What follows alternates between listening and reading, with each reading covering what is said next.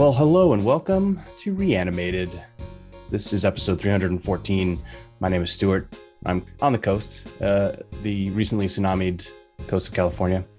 And joining us from the less tsunamied coast of New York, H.A. Conrad. Hello. Hello. Well, in all seriousness, as we were saying, I'm glad that it was nothing, because if you think about what happened, in Thailand with the tsunami, what was that, like 2004, I think. 5? That was horrible. It was And like 250,000 people dead. right. So I'm actually really psyched that it was a nothing tsunami warning. So that's just me. Yeah. I mean, two people, I think at least two people have died. One in California, one in Peru, I think. Just because surf was really, really high. It was I crazy. mean, but the warnings were pretty much out there. So surf at your own risk, basically. Yeah. I mean, in a way, those warnings only serve to attract people to be like, oh, let's go look at the big waves. Yeah. Yeah. And I noticed that the beach that my family goes to all the time, weren't letting in day use people to go to the beach, but they did not evacuate the campers. So that place always has a bunch of RVs. So they weren't too worried. And that beach is super low. I feel like maybe the campsite is maybe 3 feet higher than the beach. So that would have been an interesting choice in retrospect if things had gone differently. But yeah, so tsunami complete check.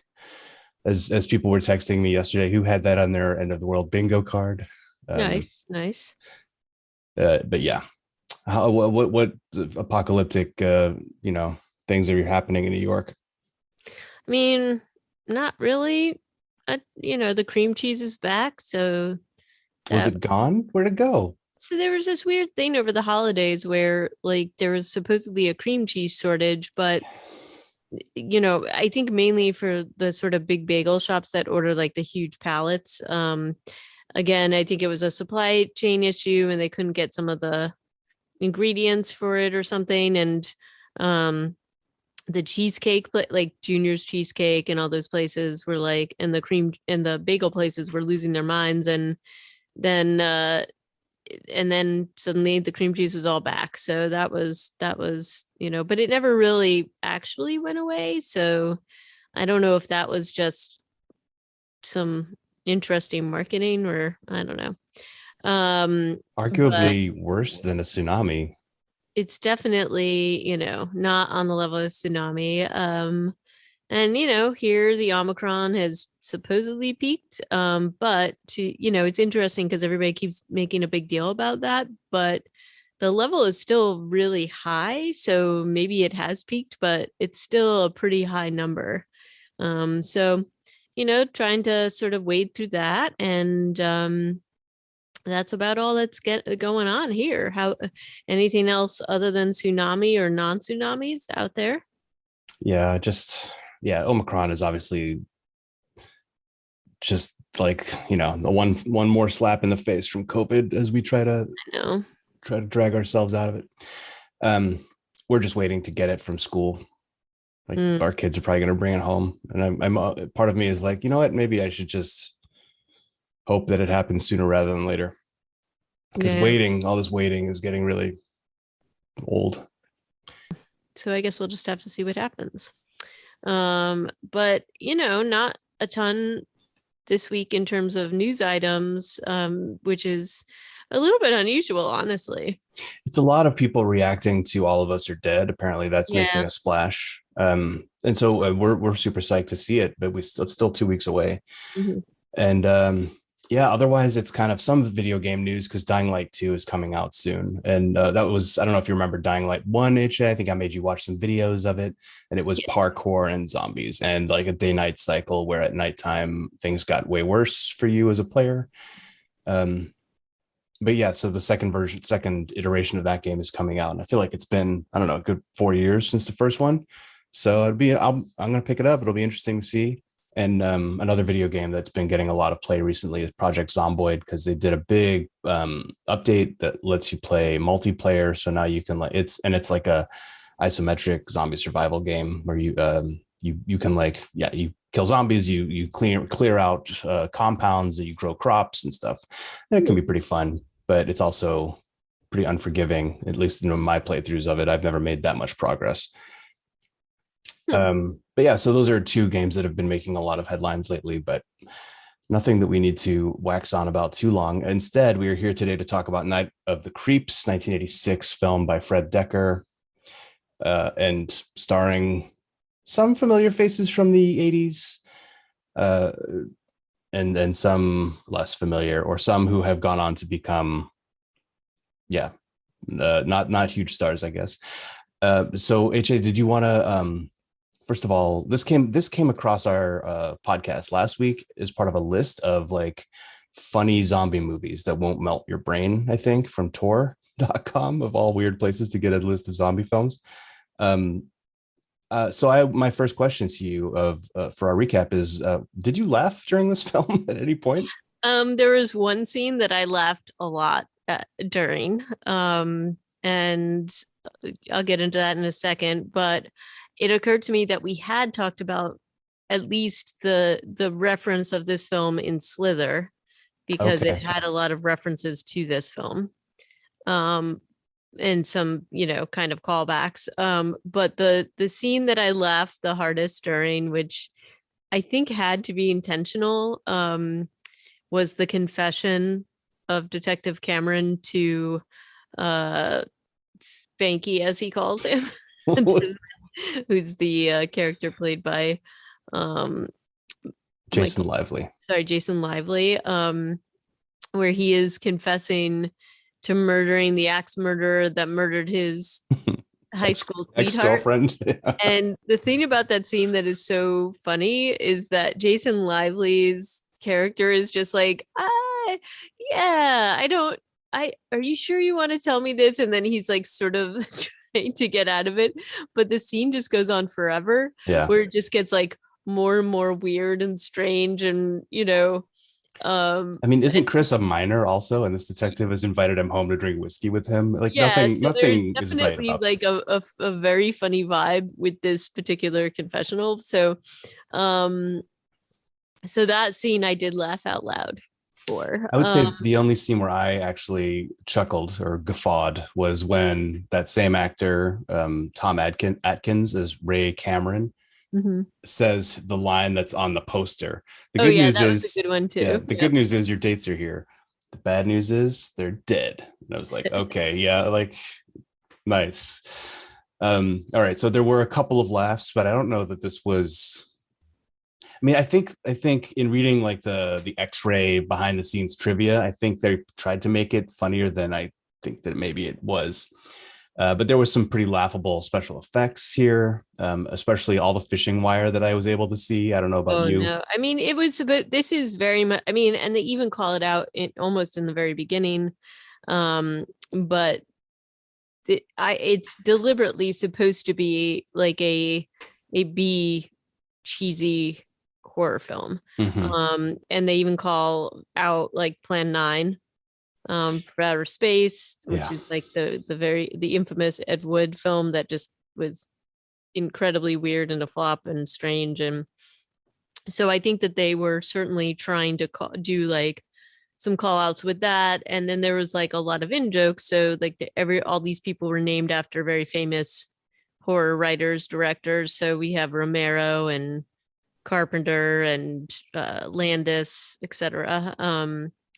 And the thing is, though, is that I think it doesn't like, yeah, there are moments like I get that this is supposed to be, and this has gained like a cult following, maybe because it is so ridiculous. Hmm. The effects, but the pacing, at least for me watching this now, is so very slow. And I'll admit I kept looking at the time. I'm like, oh my gosh, this hour and a half feels like it's been like 3 hours. Um, and I just don't know that it fully successfully hit what it was trying to do.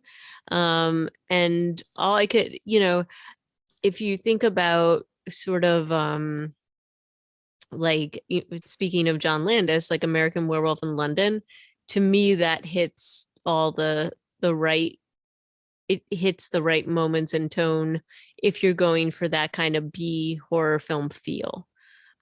This felt a little too like laggy. It felt like a slog. I don't know. What did you think? I agree that it felt long, and like the runtime of the entire video is an hour and 29 minutes, which means that the movie is like an hour and 10, with credits. And it definitely does not. Yeah, it felt long. And I wonder though how much of that is now our just like the ADHD of modern society and our inability to sit through slower stuff. But I think, Midnight Mass was what we called a slowish burn also. Um, and we had fewer complaints about the pacing there other than in monologues. So I do agree with you though that this could have used some peppier editing, and that was another part of the feedback from Fred Decker, that the studio or the executives got mixed in and were making edits that he hadn't even approved even. So I think that it was a little bit plagued by that sort of stuff. Yeah, and I mean, like just to not to like throw Landis into this, but I'm going to just from a timing point of view. So American Werewolf in London was predated this, so that was like 81, and that was actually a pretty short film by comparison. It barely runs over an hour. It runs a little bit more than an hour, but it feels like it's, but the pacing of it is so much faster. And this is it's if the that makes a little bit more sense, because if the executives got involved, there was like a gratuitous like shower sorority thing. There was like, I don't know. There were things that to me it was like, okay, well maybe he had to do this, and I guess that makes a little bit more sense. And Decker initially wanted to shoot this in black and white, like the whole thing. Instead he ended up having to do I think probably wanted more of a Night of the Living Dead feel to it. And he did the beginning part of it in black and white, and then it switches to modern day, which to me does make sense. I don't know that it would have worked as well if it was all black and Oh white. yeah, I was pretty happy when it switched from black and white to color. Yeah. I think part of why it has become a cult like favorite is because of how like just seriously cheesy and bad it is. And you've got a bunch of just very like tropey things like with the sorority house and the fraternity guys. You've got the classic, sort of nerds going after the unattainable sorority girl. There's like a very Revenge of the Nerds kind of feeling about it. Which is Frankly, well, yes, I agree with you, and I'm sorry to no, interject go here. ahead. But yeah, Cynthia, or Cindy, because her name goes back and forth, she's not that difficult or unattainable, because they barely even like make an overture, and she's just like drawn to Chris, and he has Right. like just from that perspective of looking at this as just a love story. JC goes up and makes the first move, and she seems more interested in him, because Yeah. Chris is just standing over on the side of the room looking kind of odd. And I don't understand why she is drawn to Chris when JC is clearly the one with the charisma, who like went up to her and made the introduction, and where Chris was like 30 feet away. And honestly, the kind of looks that she was giving JC during that first scene in the party, I was convinced that she was like interested in him. I thought the story was going to go a different direction, but then like inexplicably, she's like drawn to Chris and is like, you know, trying to help him out, even after JC's getting beaten up by Bradster outside the the classroom. It's like, yeah, I could have used a little more of a believable, unattainable sorority president falls for fresh. I mean, are they freshmen? I think they are. They look like they're in a freshman dorm. It's just a little silly. Yeah. Obviously this whole movie's a little silly. So Right. that scene where they get confronted by Brad and some of the beta dudes, though, is also one of the bigger bloopers in the film, because there's a quick shot of the gathered frat bros, and in the background is an assistant director waving people out of the frame, but not Well, knowing that they were in the frame. nice. There's also, certain things about this that feel very much like thrown together. So apparently the script for this was only written in 1 week, which makes sense if you listen to the dialogue. It isn't exactly polished, I Mm-hmm. guess. It feels a little clunky. And then very like again, the pacing is just very strange with it. And the whole thing does feel very thrown together, and maybe part of that is deliberate, and that was sort of what they were going for basically, but um I think that was on purpose. If you read some of the behind the scenes stuff, Fred fair. Decker was basically trying to write every trope he could think of into the film. And so it is like an homage slash inside joke. Yeah.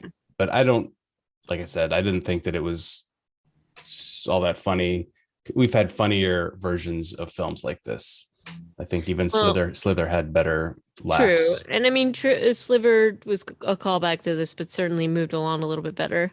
Um, but Tom Atkins, you've seen like in a bunch of stuff, like he is just sort of one of those perennial character actors, and actually has said that this particular role was his favorite Yeah, out of everything, which is kind of it's interesting. kind of hard to Um, believe, right? it is, and originally that particular role was supposed to be played by Kurt Russell, and then that did not happen. So I think he does have some really like good moments in this, but it was definitely hard to kind of get through this.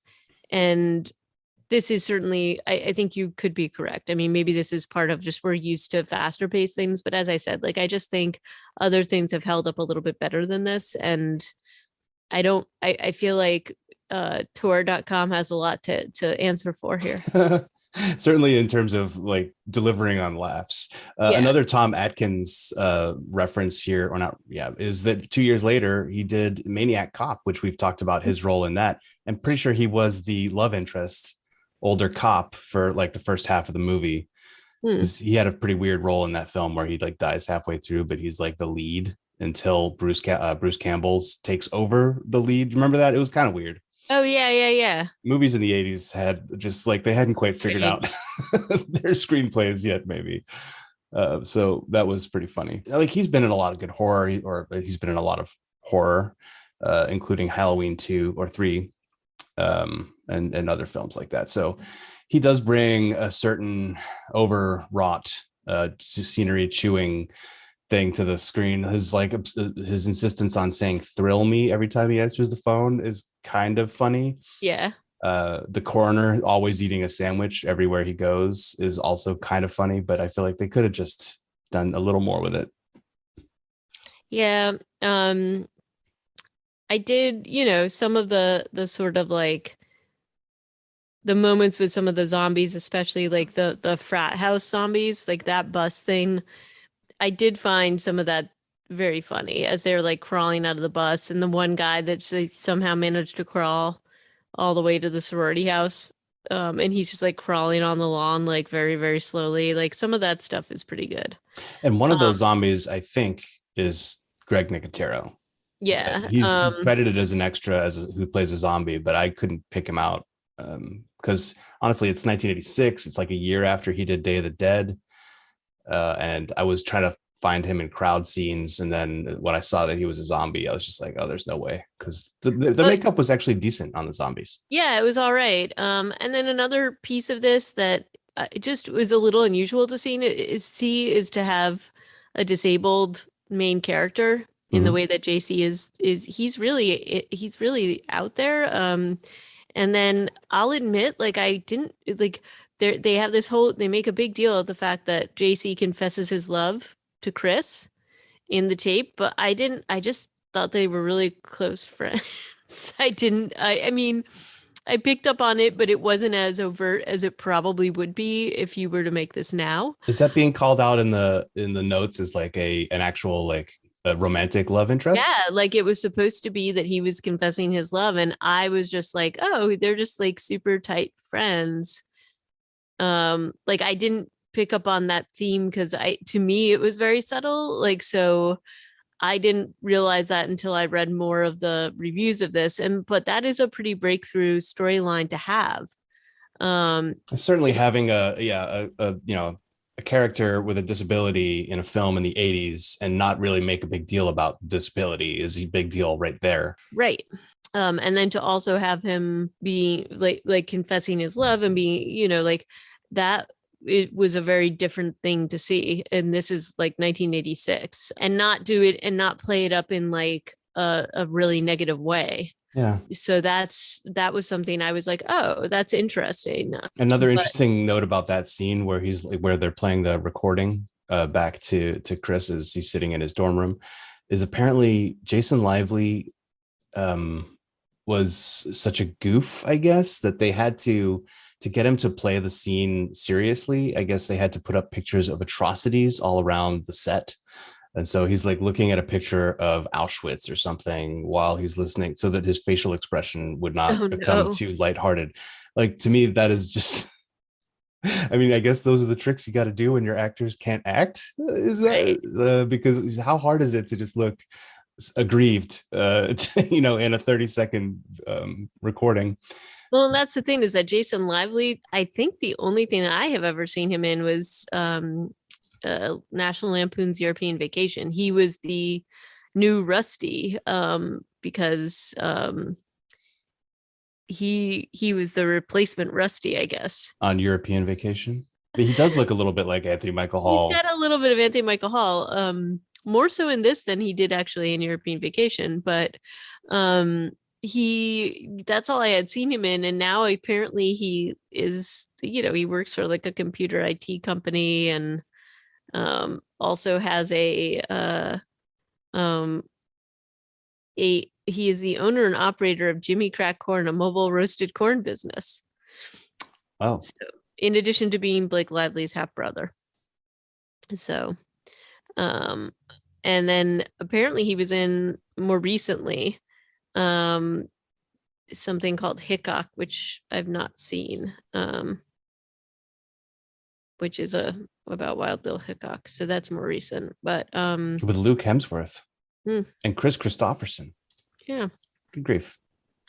But and then there was actually another actor in this that he's like he was the main like Frat lab bro? tech. No, he's the main lab tech, and it's David Paymer, who's like a really well-known character actor, but it was kind of cool to see him in this, because I don't know that I've seen him in a ton of things when he's like younger. I mean, he's credited here as young scientist, and you're like, Yeah, wait, this guy was young? I know, because he's kind of looked almost like the same. Yeah. But I think of him more in terms of like Searching for Bobby Fischer, and he was in Quiz Show, I think, and a couple of others. But I mean, he's really well known, and he's in like a ton of stuff in addition to movies. He's also been on some sitcoms and things like that. But he always has like that very specific look, which I was like, oh, this is very different to see him here now, like, because this had to be a pretty early role for him, I would imagine. But or maybe I'm wrong. Maybe he could have been in a ton of stuff because he's just like one of those character actors. But it was like his 7th movie. But I did like the whole scene where he's walking down the hall as a zombie, and the night watchman doesn't even notice, and he's like basically half half sort of like cut open with the scissors hanging down and everything, and nude, and the guard is just like, keep going, see you tomorrow. That was okay. That was pretty funny.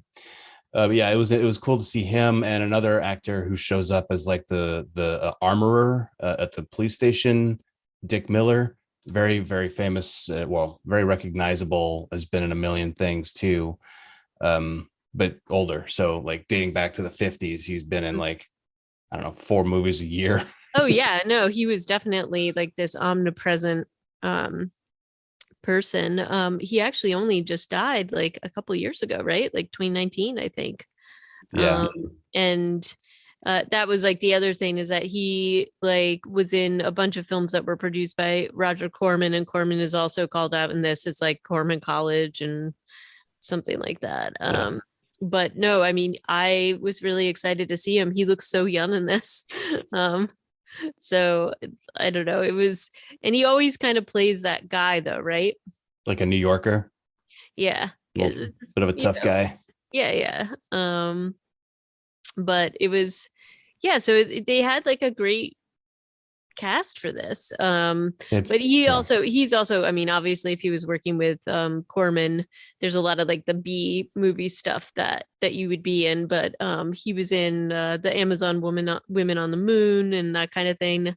Piranha, Gremlins. He really like, I did enjoy his little snippet here because he wasn't in very long. No, it was a really short scene, and that was kind of also like yeah, we're talking about these actors who we recognize, but none of them had huge roles. It was really the Tom Atkins and Jason Lively show, Right. especially in the second half of the movie. And then we should talk about the leading lady, Jill Whitlow, who Mm. played Cindy slash Cynthia Cronenberg, who I never had seen, or at least I don't remember seeing her, but she was in Weird Science.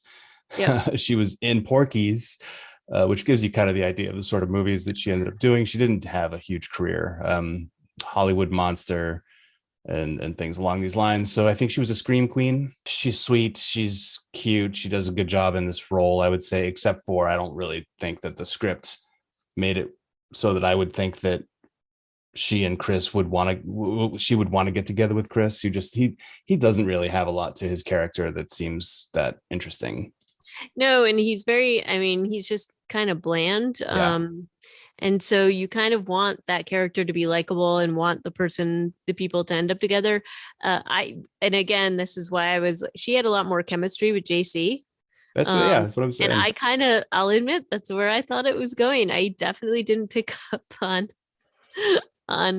the things that I guess they wanted us to pick up on. Yeah, But there's like no chemistry there for Chris because, and I don't know, like if they're saying that Jason Lively was this like really lighthearted guy to have on set, I'm like that does not come across in this film. no.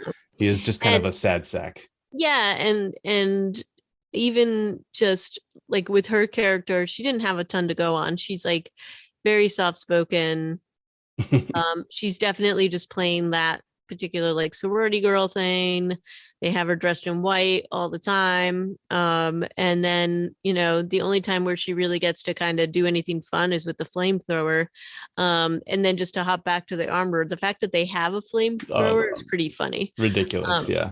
that is a weird thing to have. I mean, just this sort Yeah. of unbelievable thing. I think that was probably supposed to be a joke too, but like yeah, a lot of the jokes here, maybe it would look funnier in the script or on paper, but then what it looks like is Tom Atkins, Ray Cameron pointing a gun at this guy who he was just being friendly with and saying, "Give me that I know that was that kind of weird. flamethrower." And it's like this feels like a betrayal, not exactly a funny one. But yeah, so I did like the end, the like that final sequence with the flamethrower and Ray Cameron is like just kicking ass with like hairspray and his little 6-shooter. And in the front of the house, you've got Chris and Cindy kicking ass with a shotgun and a flamethrower. Like Yeah. there's some cool scenes there. There's actually an interesting piece of cinematography with a shot of Detective Ray where the camera's like spinning around him. Did you notice that Yep. in Yeah. the house? I don't know how they did that in the 80s. If it There, was, but it looked good. yeah, it looked kind of interesting. It was like really quick and then it was over. But I was like, oh, well, look at that. And like I said, I think most of the effects were good. The slugs were clearly on fishing wire. I kept Yes. seeing it, And scene they did after it scene. over and over and over again. They were really like terrible. Um, But I but mean, the slugs apparently, themselves looked good. And when they were going through the grass, I thought yeah, like that was all right. kind of interesting. Uh, the one thing that when they had this tested in front of audiences is that they felt like there wasn't enough action, so they actually added in that scene where they're in the little gardening shed. Yeah. They wanted something a little bit more intense, and if you think about it, that makes total sense because it's clearly like a closed little set, and so they could probably film that after the fact. Yeah, they But also added in like the original zombie going up the fire escape in that scene, right, and so one or two other things with oh yeah, and the detective catching the slug in midair. I think that was all added in the reshoots, yep, and I do think that probably helped that third act it because did. otherwise it was just like a mow down, not without the lawnmower because that happens in the reshoot, but just like take out all these zombies in the front of the house and in the back. Right. I felt bad for poor Karen. Mm, Karen, the sorority sister who was always reading in that room and letting in the cat Gordon. I know. She didn't deserve to go out like that. No, she didn't. That was like bad. Um, but you know, I usually look, I usually enjoy, I thought that there were some fun things, just like what you were saying in terms of just thinking about how this got made. And I get that people can be under the sort of um under the thumb of producers to some extent and at their mercy. And so that makes sense to me. But if you look at if the fact that this script was like written in a week, they filmed it from like February to April. That's not like a ton of time. And if you add in sort of just all the things that you would have to do to polish up something like this, even something that's supposed to be kind of as cheesy as this, I kind of get it. And I like it, I kind of like tearing apart or seeing how things were done. And I do think that people were having fun on set, but I definitely agree with you. I don't feel like Jason Lively is really exuding anything. I mean, to me, he's very blank throughout this entire film. Yeah. I don't have a and having seen him in like National Lampoon's European Vacation, I know that he's capable of it because he was like kind of a smart aleck, ridiculous thing in there. So I'm not quite sure where the decisions were coming in terms of like how that was informing um his his acting performance here. But I don't know. Yeah, this movie is fondly remembered, I would say, because on Rotten Tomatoes it still has a 74% from critics and 70% from the audience, which I think it doesn't really deserve, especially No, I when agree. like when we look at things that we've seen rated much lower that I think are objectively better projects, and we've talked about some of them. Yeah, I would say it probably does not deserve 74% critically or a 70% from the audience. And I think some of that's just nostalgia of like, yeah, I saw this when I was a kid and it was cool. And like maybe the first quote unquote horror movie I ever saw. Yeah, and like the budget for this, and I don't know what it translates to, but it was 5 million. And then box office, it only made like around like 600,000 total. Yeah. So, and granted, it didn't really last in the theaters very long. Like it really didn't, and it was not a very wide release. So that probably contributed. And I feel like there was like a lot of other stuff, kind of, I don't know, that was better. So this might not have really hit the sort of like push the buttons that people wanted them to. I mean, like when you think about the different sci-fi slash horror movies around this time, I mean, like Aliens was in that year. What else is in that year? Critters, which is not very good, but it's kind of like the same feeling in the cheesiness. Mm-hmm. The Fly. I mean, if you're looking at all this stuff is out there, it isn't totally um I understand why this maybe didn't sort of make it. And then if you have a smaller release too, it's not going to sort of get up there. And then but now there's such a sort of like people revisit that kind of thing. So I can see why there might be some fond memories of this. Like it definitely was a little bit sillier than some of these things. So maybe that's part of it. I don't know. But if I was sort of a person um having a choice, I don't know that this would be the one that I would choose to see in the theater. So Of all the horror movies that came out this year, yeah, I think you could find something more right. enticing for sure. One other cast member who I just noticed who is in here is Elizabeth Alda, Alan Alda's daughter, who plays one of the like police extras in that alley shootout with the. Oh, I saw that one policewoman. I guess that's kind of cool. Interesting, huh? But yeah, I don't know that there's a whole lot more for us to talk about because the plot is not really worth like unpacking play by play. There's just and like although it's as we've already mentioned, the fact that Slither comes back to space worms as a plot device for creating a zombie apocalypse, right on, man. The aliens kind of bracket this movie also. They start off with some pretty laughable alien Yes. foam suits running through a corridor, Hmm. and they finish with an alien spaceship going over the cemetery.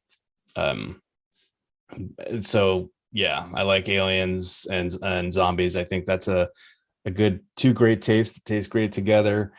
Um, but everything in between was a little bit Yeah. lackluster. So I think that's all I have to say about Night of the Creeps. Do you have any parting thoughts, AJ? Uh, no parting thoughts. I mean, I think we needed a break from some series, so I guess it served that purpose. But I think that it's I do like seeing some of these things were kind of ideas that they were like, okay, we're gonna kind of do this kind of a horror film.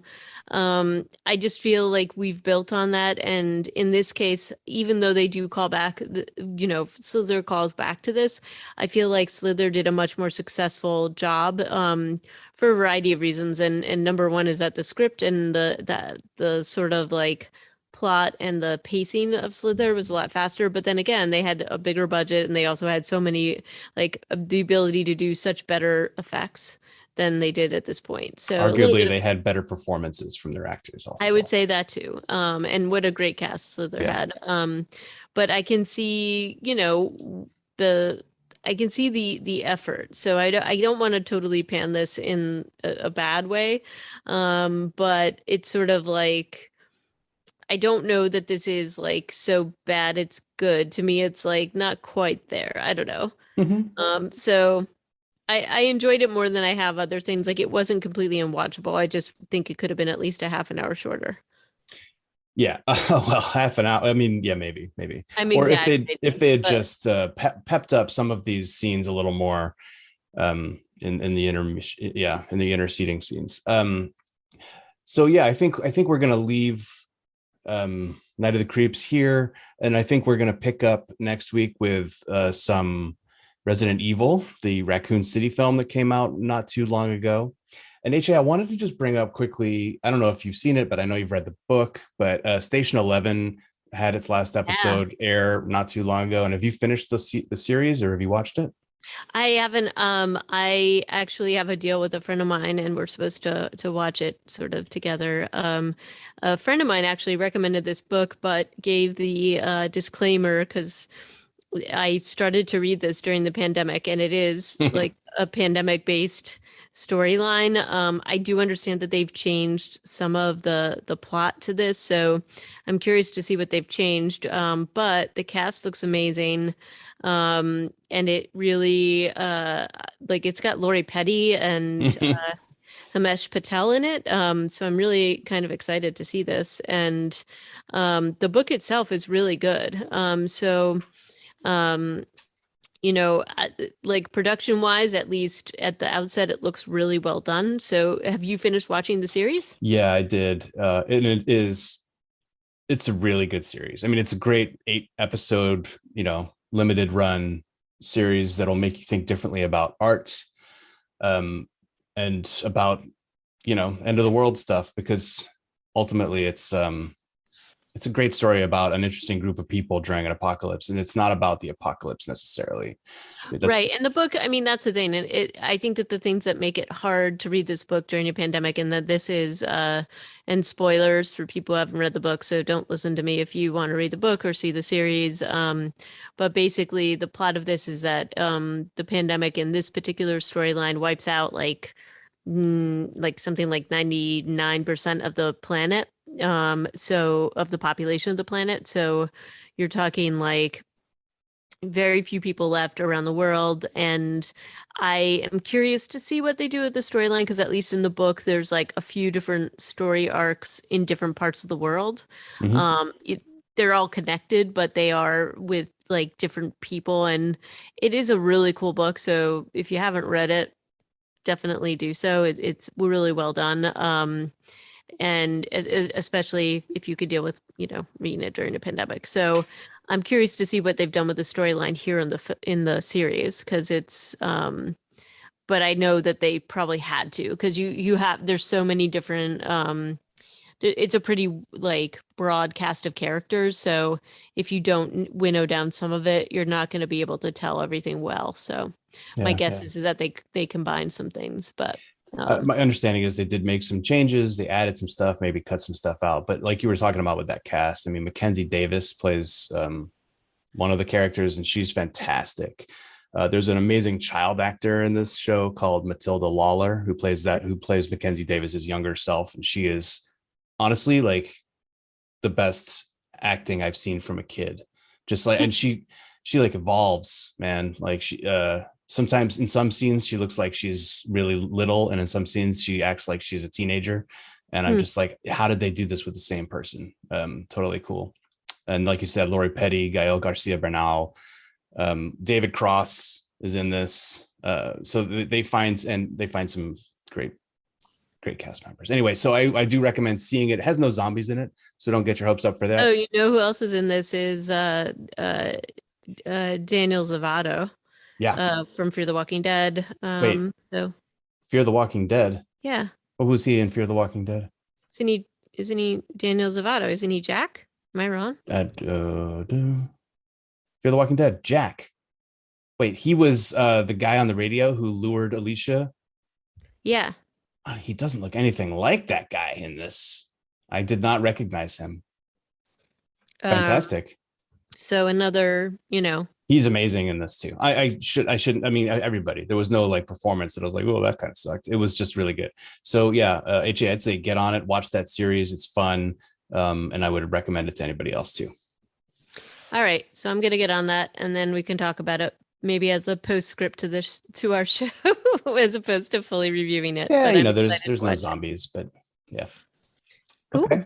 Well, All right. Well, I look forward to chatting about my ever favorite Resident Evil series or franchise next time. Yeah, we'll see how this works with this reboot, and we'll see if it also spawns 7 or 8 movies in the future that HA is not going to want to watch. Yeah. So give us a holler. You can reach us the usual ways on Twitter, Reanimated PCast. We're on, you can email us at reanimatedpodcast@gmail.com, and our show notes are always online at reanimatedpodcast.com. So give us a shout and let us know, if you disagree with our review of Night of the Creeps. I get it. If it's your favorite film and you think it deserves more than a 74% audience score on Rotten Tomatoes, let me know. And then join us again next time when we are talking about Resident Evil. And thanks for listening. Ciao. Bye.